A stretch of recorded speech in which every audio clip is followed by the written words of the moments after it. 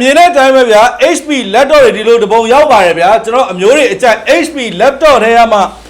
15.6 လက်မဆိုရဲလုံးဝ size အပြည့်အကိတ်သုံးနေတဲ့အမျိုးတွေအတွက်ကတော့ဘေးပေါင်လေးတွေကျင်းတဲ့ webcam မှာ privacy setter ပါတဲ့ကောင်လေးတွေနာမည် key လေးတွေပါတဲ့ကောင်လေးတွေဖြစ်ပါတယ်ဒီကောင်လေးက laptop 15ပါဒီကောင်လေးတွေ 15S လေးတွေကလည်းကျွန်တော် fingerprint လေးနဲ့လုံးဝအထာကျကျဖြစ်ပါတယ်ဒီကောင်လေးဆိုလို့ရှိရင်ဘေးပေါင်လေးလည်းကျင်းမယ် 15.6 လက်မ Full HD နဲ့အပြည့်သုံးလို့ရမယ့်ကောင်လေးတွေကြီးစိုးနေအောင်သုံးရမယ့်ကောင်လေးတွေဖြစ်ပါတယ်အကုန်လုံးကတော့ HP 15S နဲ့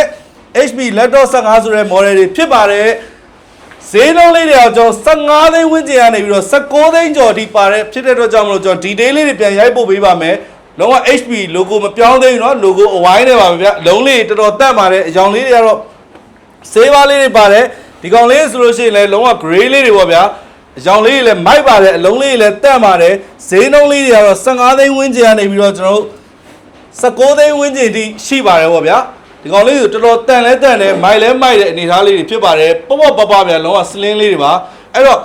15သိန်းဝန်းကျင်ကနေ19သိန်းဝန်းကျင်ကြိုက်တဲ့လက်တော့ကိုရွေးချယ်ဖို့အတွက်ကိုကျွန်တော်တို့ဆက်သွယ်နိုင်ပါတယ်ခဏနေလို့ရှိရင်လည်းကျွန်တော်တို့ detail လေးတွေပို့ပေးပါမယ်ရိုက်ပေးပါမယ်ဗျာ